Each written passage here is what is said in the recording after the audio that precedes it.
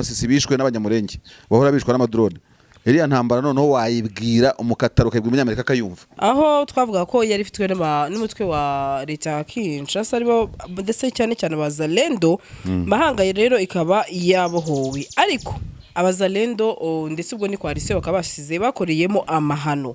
Hari video babenshi bashaka nabagezeho aba PC intelligence zo kuri training ikonzi ko ziba zihari zo kumenya umurara mwongorerana bari abatoroka n'uzatoroka maze kuba umusirikare. Mbenye mbihera makuru baba baraheye mu bihema no mu manyata babivuga babipanga. Ereka ariko Sandrine ade minute avuga kuri kamera hari ibi bintu byose tuba tuvuga nibyo bituma abantu baradutuka samutayime kandi twaje kwitukisha hano. Cyo bitubutasi bukora mu gikuru tubugakora mu bana kose bugakora bugurashaka ku mpande zombi. Na leta ya Kinshasa nyamvuga ngo mu kwakira barabe mu 23 kukitababuranisha nayo idakora training ikishimira ngo baje gusa, ariko ntago tuzi byo bakorera nyuma. Hari n'uzagenda bakagira bakamucanga makanagira ngo agende agiye aririmba. Rega bashobora kuberekana kuri video ubuzima bwabo bukomeza ntabwo tuzi uko bungana, kuko nabashobora gukeka bati M23 twerejeje intasi muri mu gutoroka iki ku mpande zombi birashoboka rero.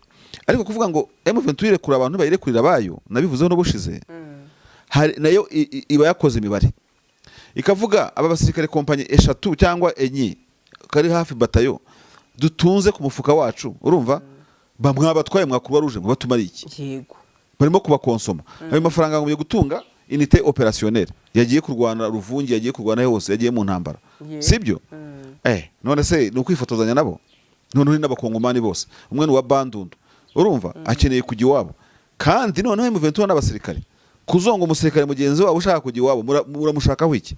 Kandi Sandrine muri busikoloje umuntu wafashe ameza angahe matekwa ukanamwigisha maybe akaza no gutoranya kugenda akava mu menyo ya rubamba nk'inyeshyamba zimeze kuriya agenda ari hafi FARDC ariko na hafi M23 nabari abayitoroka bagenda ari M23 uko byagenda kose ntazibagirwa ko ari inyeshyamba zamufashe ntizimwice zikamurekura zikamugaburira we akarenga kugihanga akazihemukira. Niba giye imbere rero bagasanga aho yatashye abo yatorokeye n'iki ntiwamenya ari nubwo wenda yakwibira ko zimuhiga ariko azaziha n'amakuru. Impamvu zatumarega umusirikare erega tukira hanga ntabwo hatoroka gusa abo muhahoza muri FARDC sibyo ushobora no gusanga none se ushaka kubwira ko muri Parade State ya M23 iyo barembe bari yabaturutse n'abatatutse n'abatagize gute ntababo noneho byanitraining batoroka bo hatoroka abaza FARDC gusa nta gisirikare kide y'abantu nk'abariye. Ntabwo rero nubundi nigeze kuvugana na Wiringo mu kiganiro kigize gukorana banze nacyo cyanyuma twakoze on air ambwira ati nimukongera kutwitira abasirikare FARDC atuwageze iwacu ababaye M23 we no musirikare aba azi nubwo ngiye ntigisha ubutasi ariko uzasome n'ibitabo kandi niba warize amategeko yize na investigation na formule d'investigation. Ikibazo cy'ibyo by'ubusivile nakubwiraga ntabwo ubutasi bwa FARDC bukeneye gukoresha ngo ubwohereje ngo yigize umuntu ngo wafashwe ku rugamba sibyo. Ubutasi technique buriya baratatana. M23 imenya makuru FARDC singoma kubanza kohereza. FARDC ifite abantu muri M23 nayo wenda bayaha makuru singoma kohereza. Ibyo ngibyo ni birahari icyo mukora no kugabanya umuvuduko wabo guhisha makuru kugira gutubira ngibyo ngibyo ariko mwese niyo mpamvu nyine aya majitu aba ari mu ngabo mpano dukurikiye mujye mwitekerereza urumva hari umuntu umusivili ubuze ko intambara yarangizwa no kungikoma ko baraguza umuntu ujya kuraguza ngo umupfumu yamukiriza umwana agira gutera ni gutekereza ibintu ngibyo ngibyo hakuza umuntu ujya kuraguza ku rugamba ngo ejo uzagenda gute ngo bizagenda gute atekinga akava mu karasana. Iyi ntambara irimo nazampuru yanga za gisivili yani ya modoka ikundwa na benshi tuyibazaniye Kia Sorento 2022 hybrid ifite ikoranabuhanga ridasanzwe. Ese wari uzi ko ushobora kuyikura muri parking ukoresheje urufunguzo rwayo ikagusanga aho uhagaze uri muri ambutiyaje ntibikugora kuko ishobora kwitwara ubwayo. By'akarusho kandi gushyiramo vitesse ntibigusaba imbaraga no gukaraga kakabuto mu buryo bworoshye nk'uko ubibona. Ugiye kubisikana n'indi modoka ikurebera imbere niba nta nkomyi. Si ibyo gusa kuri babandi bagorwa na parking igufitiye kamera buri ruhande ikwereka uko ugomba guparika mu buryo bwizewe. Hitamo Kia Sorento 2022 we n'umuryango wawe muzagenda mutuje kuko ifite ubushobozi bwo gutwara abantu 8. Muri Gugaga Cars tubafitiye n'izindi modoka zitandukanye aho ushobora kuza ugahitamo iyawe ku giciro gito cyane.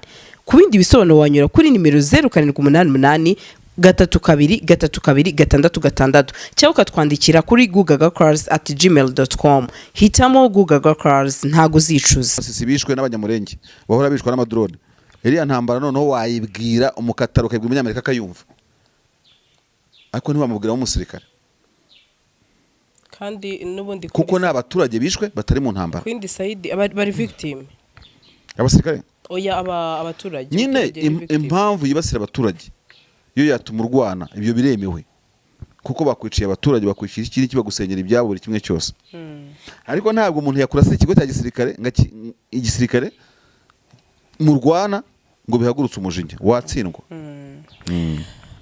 Hanyuma bikaba byari mu masaa 8 z'ijoro nabashije kubona iyi nkuru aho mahanga twayigarutse no mu minsi yashize aho twavuga ko yari ifitwe n'umutwe wa leta ya Kinshasa aribo ndetse cyane abazalendo mahanga rero ikaba yabohowe ariko abazalendo ndetse ubwo ni coalition bakabasize bakoreyemo amahano. Hari video babensha shoko yanabagezeho aho abazalendo bishinga nyinshi cyane ndetse twahagaragayemo n'abaroko defense ba mama 23 aho babaraga inka aho babaze inka zigera ku 12 zishwe n'izindi nka enye barashe zigakomereka ndetse bongeraho ko ari n'umwana w'umukobwa uyu mukobwa wo mu bice bya Kicanga wishwe nabi. Kicanga yego wo muri Kicanga ubwo ashobora kuba niba yaratuye nicyo ntamenye. Ubu Kicanga atangiye kugira intambara oya ahanga ni muri ntuzi mahanga ubwo ashobora kuba ari hafi yawo simbizi oya ashobora kuba ntekeza ko wenda ashobora kuba yarari muri ibyo bice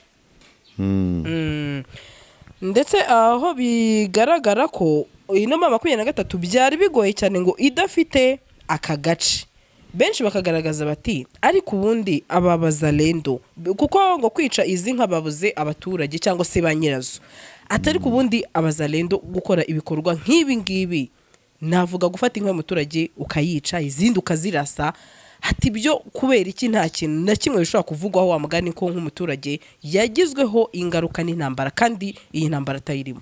Yego reka duheraho ubundi igihurizo aho riri nahangaha sintekereza ko abantu M23 zigira ifata yego wavuga ngo ntabwo hari abaturage ninajya imbere izahasanga abaturage bakeneye kurindwa ninasubira inyuma igaterwa hazaba abaturage bano bantu ahantu barwanira biragoye kugira ngo bategura ahantu ho kurwanira hatari umuturage ubundi ubusanzwe wakabaye uvuga uti niba bagiye gutera ahantu babanze bohereze n'amadrone yabikora ababwira muvaho ngaho hagiye kuba intambara hari uburyo bwa gisirikare bukoreshwa kugenda ukahajugunya ama flyers tudupapuro hari kubohereza ama message kuri telefone bakazibonera icyarimwe bati muvaho ngaho ibyo biremewe mu ntambara kubanza ubundi nicyo kintu cyagakwiye evacuation y'abantu mbere yo kurwanira ahantu ubwo ibyo bidashoboka rero ku mpande zombi yego mugiye kurwanira ahantu ku mpande zombi hari abaturage ubwo urumva umuturage aje hagati y'imirwano yego sibyo ku mpande zombi ari M23 ntibabanje kwevacuer aho ugiye kurwanira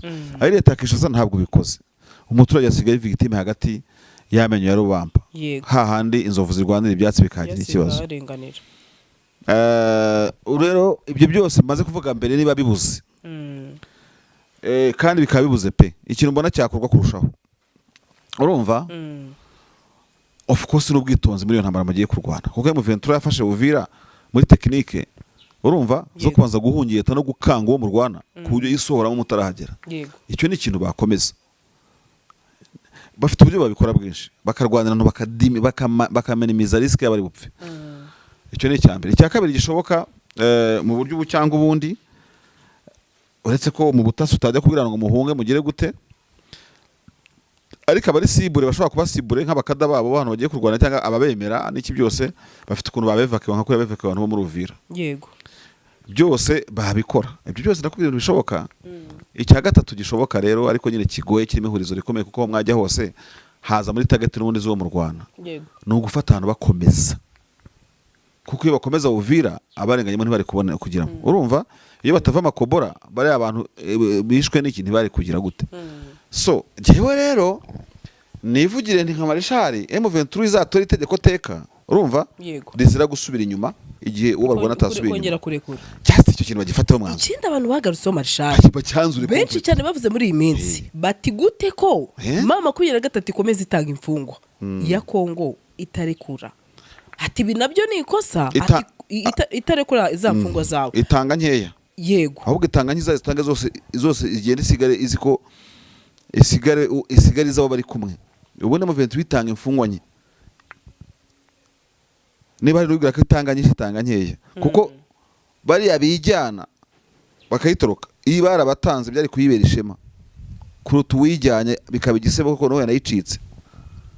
icyo gihe ni nko kuvuga ngo muri recruitment za M23 kuzana abamerisene no kuzana abazarendo n'iki byose akwiye kubaho screening ikomeye cyane.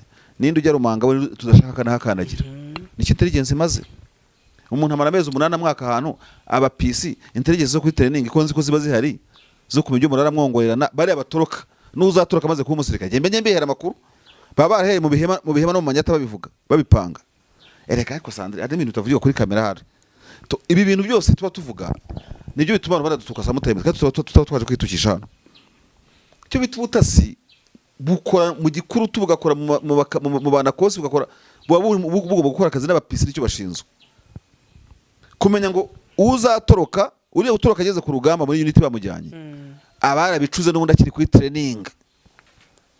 hari n'abantu buriya nuko batabitubwira baranabafata bakabafunga n'ubundi yego bakiri no kuri training ibyo byose n'igihe wa mugani yakoherezwa. hari n'abandi nabonye banamuhereza batese ku cyo maho gatatu datekereza ko bashobora no kumwohereza bakigira nkaho biri potinze kandi ari abagiye kubanikira. byose birashoboka ku mpande zombi.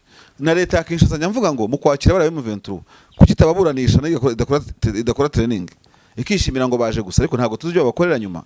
hari n'uzagenda bakagira bakamucangamo akanagira ngo agende agiye aririmba. Rega bashobora kuberekana kuri video ubuzima bwabo bukomeza ntabwo tuzi uko bungana kuko no bashobora gukeka bati M23 twoherejemo intasi murimo gutoroka iki. Ku mpande zombi birashoboka rero ariko kuvuga ngo M23 irekura abantu bayirekurira bayo nabivuzeho no bushize nayo iba yakoze imibare ikavuga aba basirikare kompanye 3 cyangwa 4 kari hafi batayo dutunze ku mufuka wacu urumva bamwabatwaye mwakuba ruje ngo batumari iki yego barimo kubakonsoma. Ayo mafaranga ngo gutunga unité opérationnelle yagiye kurwana ruvungi yagiye kurwana hose yagiye mu ntambara sibyo. None se ni ukwifotozanya nabo none uri n'abakongomani bose umwe ni wa Bandundu urumva akeneye kujya iwabo kandi none M23 n'abasirikare kuzonga umusirikare mugenzi wabo ushaka kujya iwabo muramushakaho iki. kandi Sandrine muri busikoloje umuntu wafashe amezi angahe matekwa ukanamwigisha maybe akaza no gutoranya kugenda akava mu menyo ya rubamba nk'inyeshyamba zimeze kuriya agenda ari hafi FARDC ariko na hafi M23 nabari abayitoroka bagenda ari M23 uko byagenda kose ntazibagirwa ko ari inyeshyamba zamufashe ntizimwice zikamurekura zikamugaburira we akarenga ku gihanga akazihemukira. Niba agera imbere rero bagasanga aho yatashye abo yatorokeye n'iki ntiwamenya ari nubwo wenda yakwibira ko zimuhiga ariko azaziha n'amakuru. Impamvu zatumarega umusirikare erega tukira ahangaha ntabwo hatoroka gusa abo muhahoze muri FARDC sibyo. Ushobora no gusanga none se ushaka kubwira ko muri Parade State ya M23 iyo barembe bari yabaturutse n'abataturutse n'abatagize gute ntababo noneho byanitreningiye batoroka bo hatoroka abaza FARDC gusa nta gisirikare kidaya abantu nk'abariye. Ntabwo rero n'ubundi nigeze kuvugana na Wiringo mu kiganiro kigeze gukorana banze nacyo cyanyuma twakoze on air ambwira ati nimukongera kutwitira abasirikare FARDC atuwageze iwacu ababaye M23 we no musirikare aba azi imibare n'ibikorwa n'ibibaho byose akavuga ati nujya kureba muri mistake cyangwa mayerere umusirikare yakora mu mibare waba yifite imibare sibyo agasanga yo bitreningiye yakoze nayo uyunguye yakora bose icyo gihe ntago rero nk'umusirikare reba ngo uyunguri former FARDC uko rero former FARDC batoroka bajya mu ruhande rwa leta niko nundi wese utarayikadagiyemo nawe yatoroka kimwe no ko haruva muri FARDC akaza muri M23 hari nabo bakira batorotse nese numva mu kizarenda kaza muri M23 kuva muri M23 nayo warahoze muri FARDC ugasubiramo abasirikare byo twita ibibazo ariko bitari big deal kuri none kuki bagasa nkaho benshi mu basesenguzi basa naho babasha kugaragaza ko gukomeza mama 23 yakira abizindi mpande bishobora kuba yibera nk'ihwa mu rweto n'abasivile jewe nta bikayikururira ikibazo abasiviliani bavuga bagira amagambo menshi ariko nawe bushize nibo byuka ravuze uti ese kuki uwo muntu adashobora kuza ugiye kumambiriza ibyo navuze oya tugende guhera waravuze uti kuki uwo muntu adashobora kuza yamara nk'icyumweru ati niyo yamara icyumweru akagenda ati ese abamenye makuru angana gute oya ubutasi busanzwe ubutasi nubwo ngiye ntigisha ubutasi ariko uzasome n'ibitabo kandi niba warize amategeko wize na investigation na forme d'investigation. Ikibazo cy'ibyo by'ubusivile nakubwiraga ntabwo ubutasi bwa FARDC bukeneye gukoresha ngo bwohereje ngo yigize umuntu ngo wafashwe ku rugamba, sibyo? Ubutasi tekinike buriya baratatana. M23 imenya amakuru ya FARDC singomba kubanza kohereza. FARDC ifite abantu muri M23 nayo wenda bayaha amakuru singomba kohereza. Ibyo ngibyo nyine birahari, icyo mukora no kugabanya umuvuduko wabo, guhisha amakuru kugira gute ibyo ngibyo. Ariko mwese niyo mpamvu nyine aya majitu aba ari mu ngabo. Ntago amajitu aba mu ngabo kugira ngo batataduye. No guhera ku wandani ugakomeza no utari wandani byose ukabikoramo akazi. Ntabwo rero icyo ndimo gushyiramo imbaraga iteka no kutareba ku kantu gatoya ng'ishyamba ng'igitu kikiri ishyamba ngo ubwo noneho mu 23 ngizasenywa ngizabangamirwa ngizagira gute ngo nabigende zana.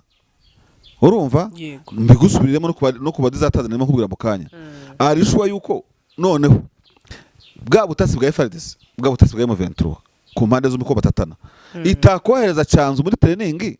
Urumva yaraguteguye mbere yo kujyayo ukagenda ukabona n'amapeti ukazanagira gute kandi uyikorera kugira ngo ujye kurondera no gutoteza umuntu ngo nuko aje ngo ngaje mu nyeshyamba mu cyumweru gishize ngo kwengaje kumaramo icyumweru. Ibyo ni by'ubusivilian ngira nabona bijyamo. Abasivilian bafite ukuntu bagira amaranga mutima ukabona bagize gute je ntabwo ibyo nabijyamo rwose.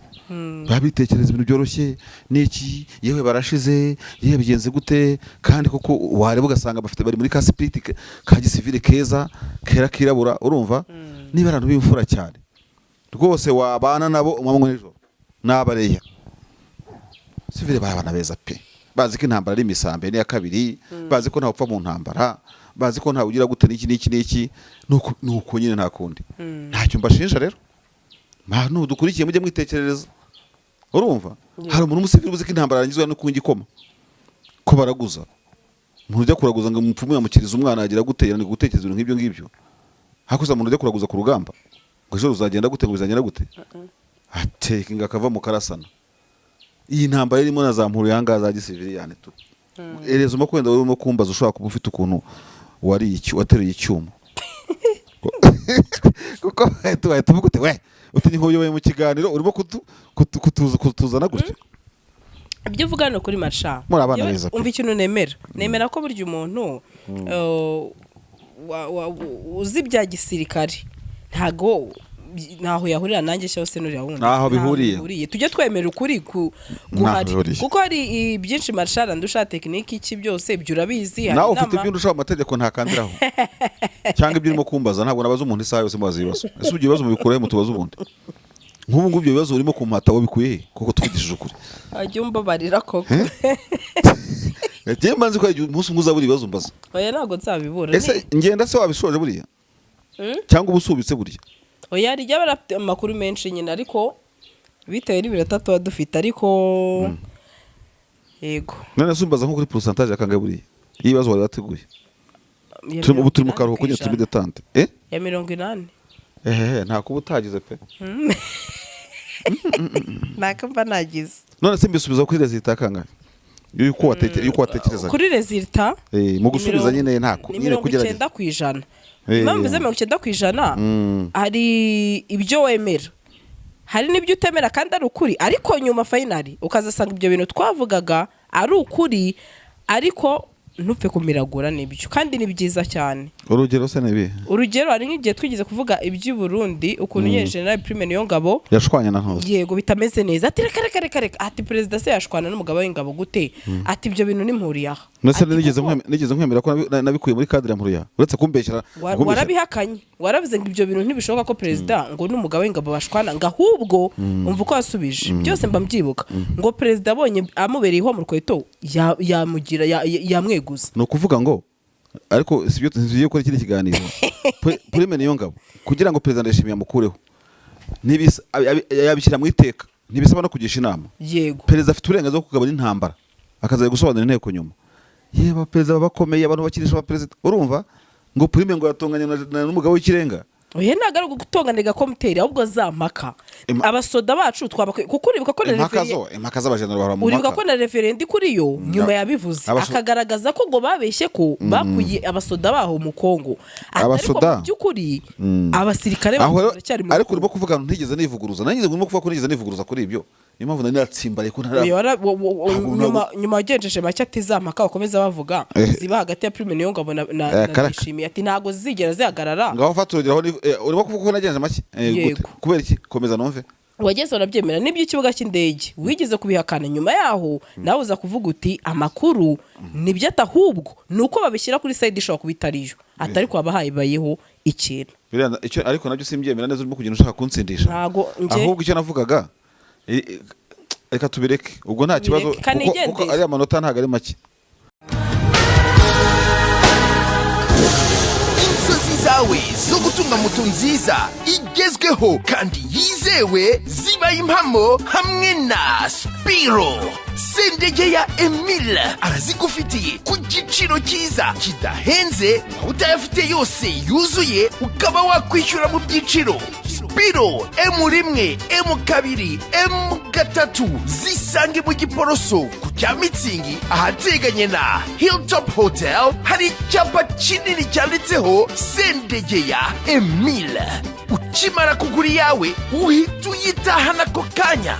Ibyo kuyiba byo bazabyibagirwe kuko tuyitarakinga twifashishije GPS yayo ikagaruka. Hamagara Sendege ya Emile kuri 0788 307 023 maze Spiro yawe uyibikeho.